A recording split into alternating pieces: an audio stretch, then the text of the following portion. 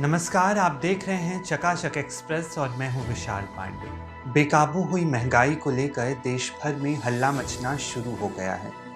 राजनीति दल महंगाई को लेकर सरकार को घेर रहे हैं, वहीं आम आदमी महंगाई की मार झेल रहा है। इसका असर रसोई तक पहुंच गया है।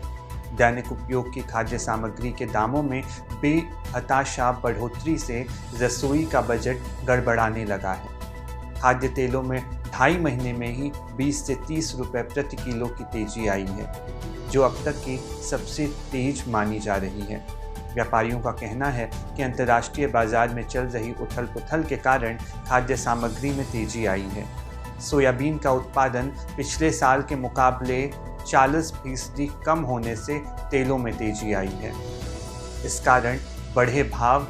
आड़तीय दीपक, दलाल व गौरव जैन ने बताया, वायदा तेज होने से दिवाली के बाद से ही भावों में बढ़ोतरी हो रही है। पिछले वर्ष ज़्यादा बारिश के चलते सोयाबीन, मूंगफली, मूंग, उड़द की फसलें खराब हो गई थीं। उत्पादन कम होने से दाम बढ़ रहे हैं। आयातित पाम तेल के चलते बाजार में टिकाव रहता था, लेकिन 6-7 महीने से विदेश में भी पाम तेल के आयात पर लगाम लगाने से भावों में बढ़ोतरी हुई है। लगातार पेट्रोल व डीजल के भावों का बढ़ना भी एक कारण है। दीपावली के बाद से अब तक रिफाइंड तेलों में 300 रुपये प्रति टीन और दालों में भी लगभग 300 रुपये प्रति क्विंटल की तेजी आई है। सब्जियों में भी आया 3 गुना तक का उछाल।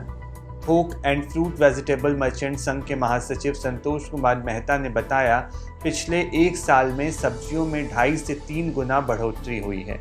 इसका मुख्य कारण पिछले वर्ष राजस्थान, गुजरात, मध्य प्रदेश सहित अन्य प्रदेशों में लगातार बारिश और बाढ़ से ज़्यादातर सब्जियां या तो नष्ट हो गई हैं या पैदावार कम हुई। ज़्यादा असर प्याज पर पड़ा। पिछले साल जनवरी में प्याज 8 से 10 रुपए किलो बिका, जबकि यही प्याज नवंबर-दिसंबर माह में 80 से 100 रुपए किलो पहुँच गया। विदेशी प्याज भी मंडियों में पहुँचा, लेकिन भाव कम नहीं हुए। अब नया प्याज आने लगा है तो भाव 25 से 30 रुपए किलो पर आए हैं। आलू के दामों में भी पिछले साल के मुकाबले 30 से 35% की बढ़ोतरी हुई है। मां अन्नपूर्णा की माने जाने वाली भारतीय रसोई में महंगाई से गुपचुप तरीके से महंगाई ने अपनी पैठ जमा ली है। माना जा रहा है कि इसके पीछे आयात पर निर्भरता कम होना है। कारोबारियों की माने तो आने वाले दिनों में सीजन बेहतर रहा तो दामों पर काफ़ी हद तक लगाम लग जाएगी। कनाडा से भारत सरकार ने मटर आयात बंद किया तो भारत में मटर का दाम दोगुना हो गया है। इधर बारिश के कारण नुकसान हुई फसल और कम उत्पादन के कारण इस समय सब्जियों का बाजार भी आसमान पर है। ऐसे में घरों में काबुली चना, बेसन और सोयाबीन की खपत बढ़ गई है, जिस कारण इनके दामों में करीब 10 रुपये प्रति किलो की बढ़ोतरी हुई है। वहीं मटर का दाम पहले जहां 40 रुपये प्रति किलो था, वह बढ़कर 80 से 85 रुपये प्रति किलो हो गया है। मटर दोगुना महंगा होने के कारण थोक व्यवसायी भगवान दास ने बताया, एक्साइज ड्यूटी को लेकर जब से भारत सरकार ने कनाडा से आयात बंद किया है, तब से वहां से मटर नहीं आ रहा है। बनारस के मंडी में मध्य प्रदेश, बिहार और यूपी के कुछ जिलों से मटर की आवक हो रही है, लेकिन कनाडा के मटर की तरह यहाँ का मटर नहीं है। क्वालिटी बेहतर ना होने के कारण देसी मटर की मांग कम है। जिन व्यापारियों के पास पहले से कनाडा का मटर बचा है, अब वह दोगुना दाम पर बेच रहे हैं। हालांकि मध्य प्रदेश और बिहार से आने वाले मटर की डिमांड सप्लाई से कम है।